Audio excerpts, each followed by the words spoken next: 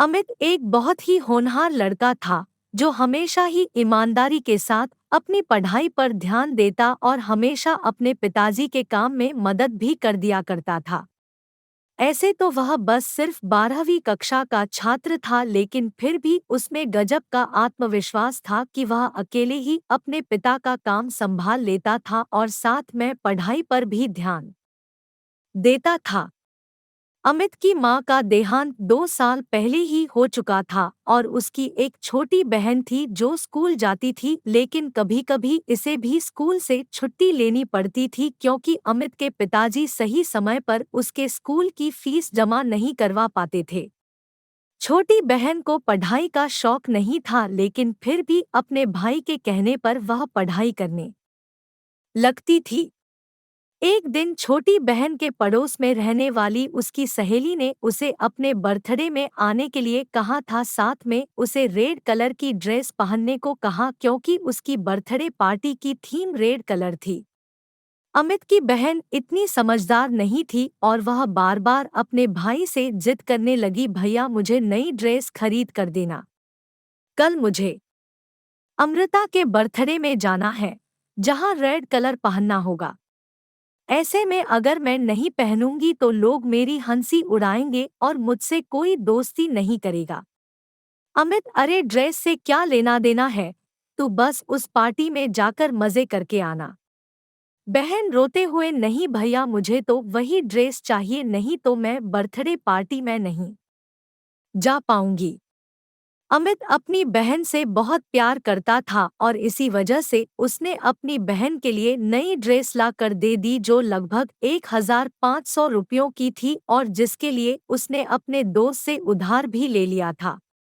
ऐसे तो वह बहुत स्वाभिमानी था, लेकिन अपनी बहन के आगे वह कुछ भी नहीं कर पा रहा था।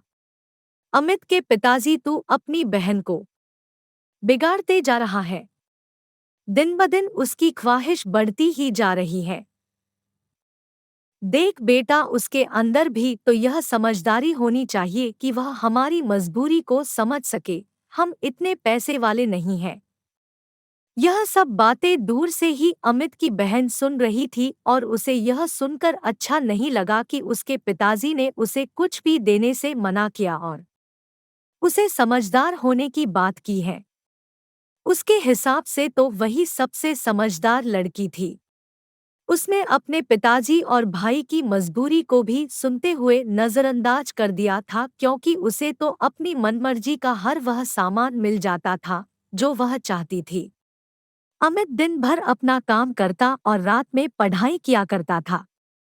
वह अपनी पढ़ाई को छोड़ना नहीं चाहता था। यूं ही एक दिन वह पढ़ाई कर रहा होता है, अचानक उसके दोस्त राजीव का फोन आता है जो उससे कल होने वाली पार्टी में चलने के लिए कहता है। राजीव, अरे चल ना यार, वैसे भी तू रोज रोज काम करता है, कभी हम दोस्तों के लिए भी समय निकाल लिया कर। अमित, हाँ हाँ क्यों नहीं, मैं भी तुम लोगों के साथ चलना चाहता हूँ, लेकिन क्या करूँ, मजबूरी है। मेरे पास तो पहनने के लिए अच्छे कपड़े भी नहीं हैं और ना ही मैं अपने पिताजी को ऐसी कोई ख्वाहिश करना चाहता हूँ ताकि मेरे पिताजी परेशान हो जाए। राजीव के बहुत कहने पर भी अमित तैयार नहीं होता और वह हमेशा पढ़ाई पर ही ध्यान लगाना चाहता है।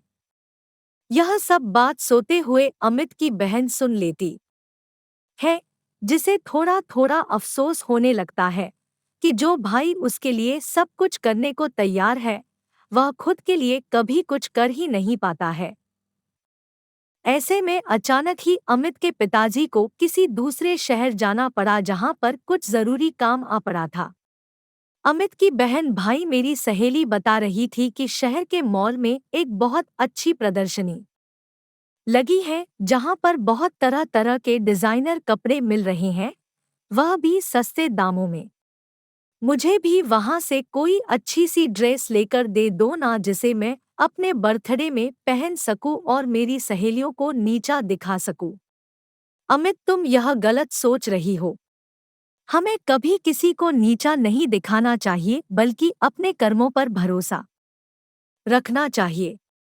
बहन, भैया आप ही मुझे दिला सकते हैं। नहीं तो पिताजी तो हमें लेने ही ना दे।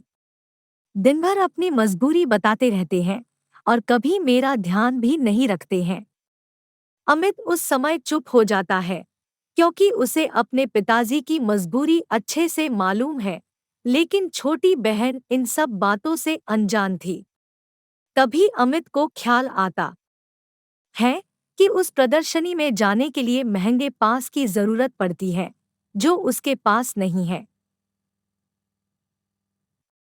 ऐसे में वह दौड़कर अपने गुल्लक को टटोलने लगता है और एक एक करके पैसे जोड़ने लगता है ताकि वह अपनी बहन के लिए उस प्रदर्शनी के पास उपलब्ध करवा सके। यह सब देखकर अमित की बहन का कलेजा फट पड़ता है और उसे जोर से रोना आ जाता है। उसे रोता हुआ देखकर अमित दौड़कर बहन के पास जाता है। क्या हुआ? तुम इस तरह से क्यों रो रही हो? बहन रोते हुए, आज तक आपने हमेशा मेरी खुशियों का ख्याल रखा। हर वह चीज मुझे दिलाई जो मैं मांगती रही, लेकिन कभी भी मैंने आपसे यह नहीं पूछा कि आखिर आप इन पैसों का इंतजाम कहाँ से करते हैं। लेकिन आपको एक एक रुपए जोड़ते देखकर मुझे बहुत दुख हुआ कि आप मेरी खुशी के लिए इतना कुछ कर सकते हैं, लेकिन मैं हमेशा स्वार्थी बनी रही। अमित, अरे इतना सोचने की जरूरत नहीं है। आखिर मैं तेरा बड़ा भाई हूँ, मैं नहीं करूँगा तो कौन करेगा? बस उसी वक्त अमित की बहन दौड़कर अपने बैग से एक चीज निकाल कर लाती है और अमित की आंखों में हाथ रखकर कहती, मैं आपके लिए कुछ लेकर आई हूँ। इस बात से अमित चौंक जाता है और जैसे ही वह अपनी आंखों से बहन का हाथ हटाता है तो देखता है उसकी बहन उसके लिए एक सुंदर सी शर्ट लेकर आई है। अमित आश्चर्य से, यह तो बड़ी महंगी लगती है, पर तुम कहाँ से लेकर आई? बहन, आपने जो मुझे थोड़े थोड़े करके मेरे खर्चे के लिए पैसे दिए थे ना, मैंने उसे ही जोड़ कर रखा था कि मैं उससे अपने लिए कोई अच्छी ड्रेस खरीद लूंगी, लेकिन जब मैंने आपके दोस्त की बात सुनी और आपने उसे पार्टी में जाने के लिए मना कर दिया, बस मैंने उसी समय ठान लिया था कि मैं आपको एक खूबसूरत सी शर्ट लेकर दूंगी। उम्मीद करती हूँ आपको यह शर्ट पसंद आएगी। अमित खुश होते हुए, अरे यह तो बहुत ही अच्छी है। मैं तो सोच भी नहीं सकता कि मेरे लिए कोई इतना भी कर सकता है। बहन भावुक होते हुए, यह तो मेरी तरफ से एक छोटा सा तोहफा है, लेकिन आज तक आपने जो मुझे प्यार और सम्मान दिया है उसकी तो कोई भी तुलना नहीं की जा सकती। अब मैं हमेशा आपका और पिताजी का हाथ बटाऊंगी और कभी भी फिजूल खर्च नहीं करूंगी।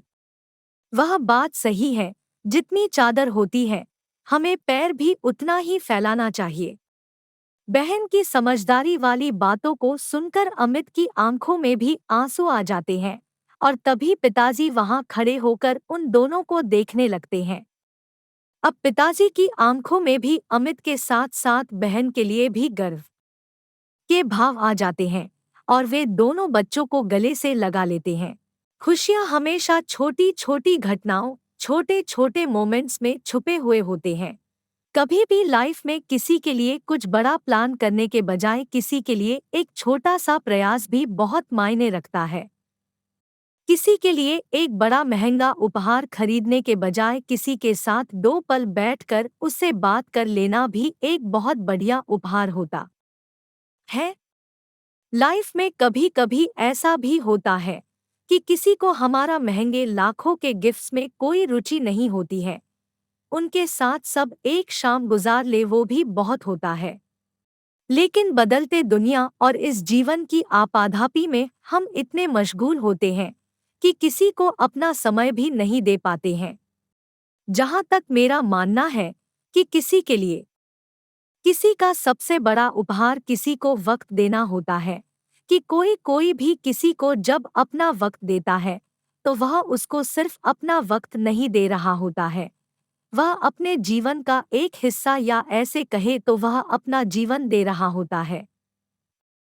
जीवन में सबसे जरूरी 4 लोगों के साथ अपना समय बिताना और उनके सुख दुख में शामिल होना, यही तो जीवन है। इससे इतर और कहीं जीवन थोड़े हैं। बस काफी लोग इसी खूबसूरत और अनमोल रिश्ते को सहेज नहीं पाते हैं। ये हमारे लिए किसी कीमती रिश्ते किसी महंगे गिफ्ट से कम नहीं होते।